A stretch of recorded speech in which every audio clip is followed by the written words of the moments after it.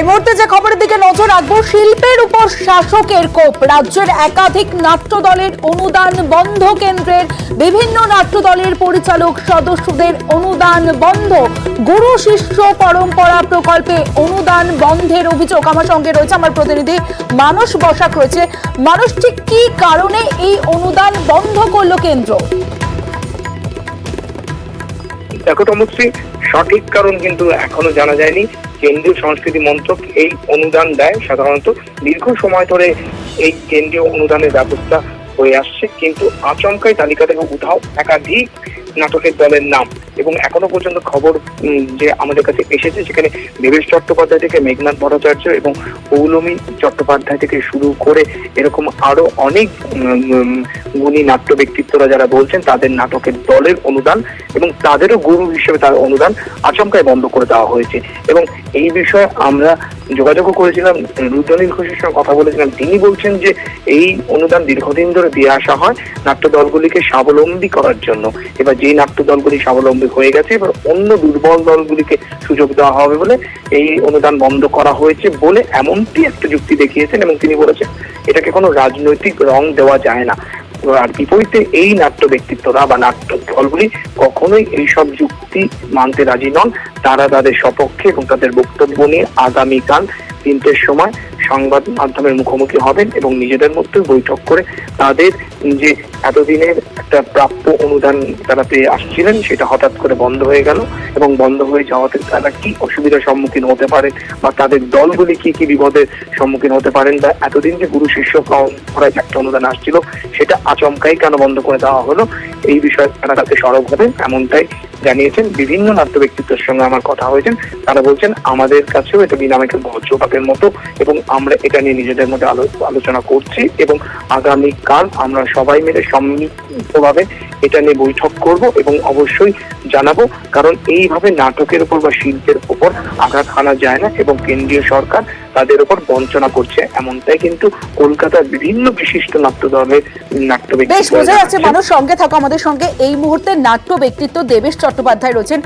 দেবেশ বাবু, news 18 Bangla থেকে স্বাগত আপনাকে। শিল্পের উপর শাসকের কোপ, রাজ্যের একাধিক নাট্য দলের অনুদান বন্ধ, কেন্দ্রের এই বিষয়টাকে কিভাবে দেখছেন? এটা অনেকটা ব্যক্তিগত এবং রাজনৈতিক, এই মানে ব্যক্তিগত অসুয়া এবং রাজনৈতিক অসুয়া এই দুটোর মেলবন্ধন বলতে পারেন। কারণ 30শে নভেম্বর এই প্রথম একটা মিটিং হয়েছিল দিল্লিতে এবং তখনই পশ্চিমবঙ্গ থেকে একটা লিস্ট গিয়েছিল এবং সেটি মানে এখানকার মানে বিজেপির কোনো মানুষই দিয়েছিলেন, আমি জানি না, সেটা আমার সঙ্গে কথা হয়েছে আর কিছু মানুষের বিজেপি নেতৃত্বের, তারা বলছেন তারা পাঠাননি, কিন্তু পাঠানো হয়েছিল। এবং আমরা তখন থেকে জানতাম যে কিছু দলকে বেছে বেছে তাদের যে অনুদান, যেটা মানে অনুদান মানে আমাদেরই তো সরকারি করের টাকায়, জনগণের করের টাকায় সরকারি এটা অর্থটা দেন, তো সেই অর্থের জায়গাটা তাদেরকে বন্ধ করে দেওয়া হচ্ছে, জিরো করে দেওয়া হবে। এবং সেই যে আশঙ্কা, এবং তারপরে মানে ঠিক লোকসভা ভোটের প্রাককালে সোনার পাখি ফিরে এসো বলে একটি নাটক ইউনিভার্সিটি থেকে মানে ন্যাশনাল স্কুল অফ ড্রামা থেকে করতে বলা হয়, সেখানে আমরা কিছু দল বিরোধিতাও করি এবং সবটা মিলেমিশে যেটা তৈরি হয়েছিল যে একটা কোথাও রাজনৈতিক এবং ব্যক্তি প্রতিহিংসা সবটা মিলেমিশে একটা ঘটনা ঘটে এবং সেখান থেকেই এই পুরো বিষয়টা করতে আরম্ভ করে। এবার এবং সেটাই আমরা ফাইনাল কালমিনেশন দেখি আমরা 1 আগস্ট এই আমাদের অনেক দলগুলোকে তাদের গ্রান্ট একদম জিরো করে দেওয়া হয়েছে, যারা আমরা এফেক্টিভলি কাজ করি। এখন আমার কথাটা হচ্ছে যে মোদিজি বলছেন যে সবকা সাথ সবকা বিকাশ, তো যদি সেইটাই হয় তাহলে পশ্চিমবঙ্গের ক্ষেত্রে আলাদা কেন, মানে যারা আমাদের সঙ্গে আছে তাদের বিকাশ বা একটা আলাদাভাবে কিছু দলকে বঞ্চনা করা কেন, কারণটা কি? তো সেইটা আমাদের কাছে পরিষ্কার নয়।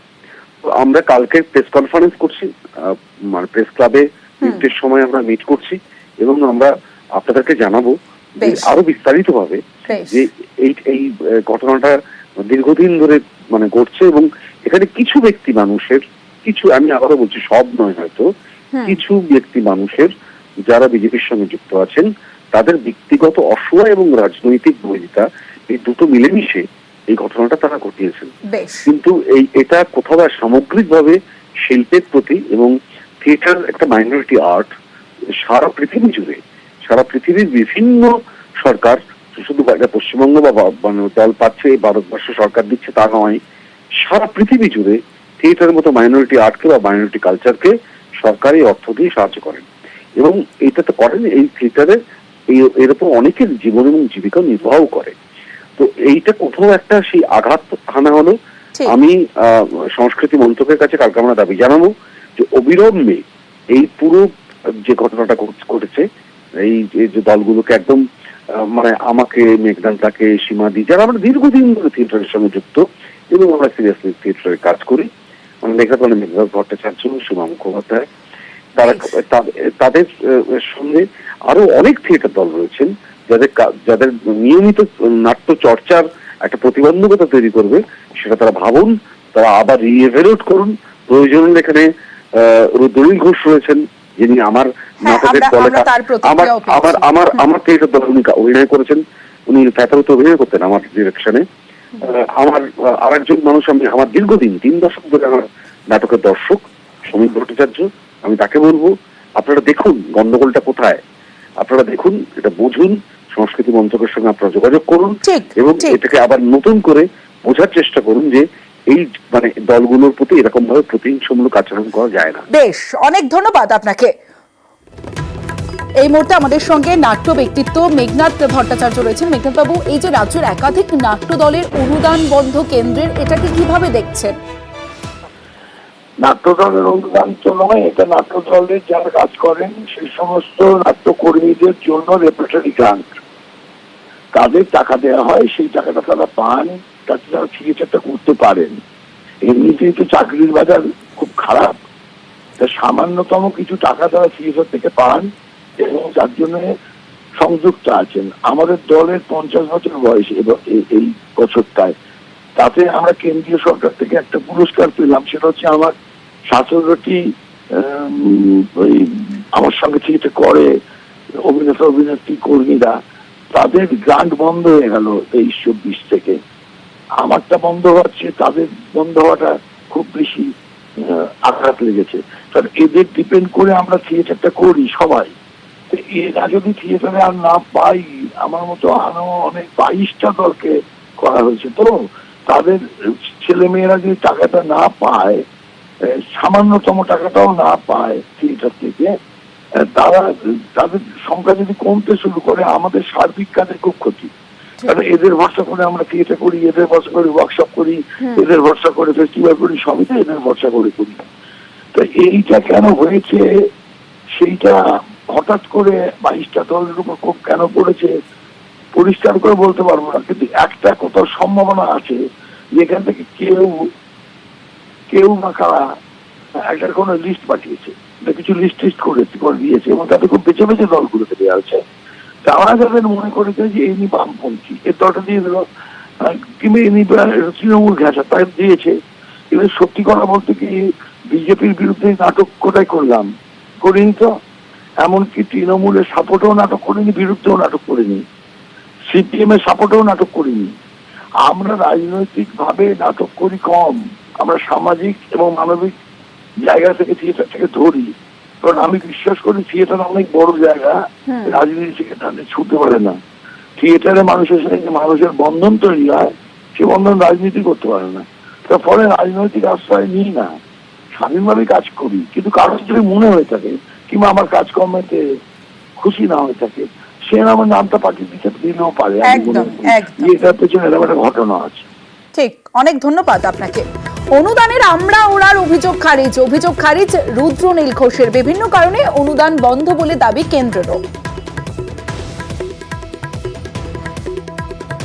যে দলগুলো আর্থিকভাবে অনেকটা স্বাবলম্বী হয়ে উঠেছেন তাদের ক্ষেত্রে এই গ্রান্টগুলো বন্ধ করে, কারণ তারা স্বাবলম্বী হয়েছে এবং বাকিদের স্বাবলম্বী করবার জন্য এই গ্রান্টগুলো ডিস্ট্রিবিউট করা হচ্ছে। তারপর কারুর কাগজপত্র বা এই ধরনের বিষয় নাকি একটু সমস্যা হয়েছে, যারা বলছেন যে আমরা অন্য রাজনীতির মানুষ বা অন্য নাটক করি বলে। তা আপনারা রাজনৈতিক কর্মীর মতো কোন একটি দলের থিয়েটার করবারই বা কি দরকার রয়েছে? রাজনৈতিক থিয়েটারটা এড়িয়ে গেলেই হয়। আবার অনেকে বলেও ফেলছেন যে এটা প্রতি আক্রমণ অমুক তমুক কেন্দ্র সরকার, একদমই না। যদি তাই হতো এই বামপন্থী ডানপন্থী এইসব মিলিয়ে, তো তাহলে অত্যন্ত সিনিয়র যারা দিকপাল পরিচালক রয়েছেন তাদের তো হয়নি।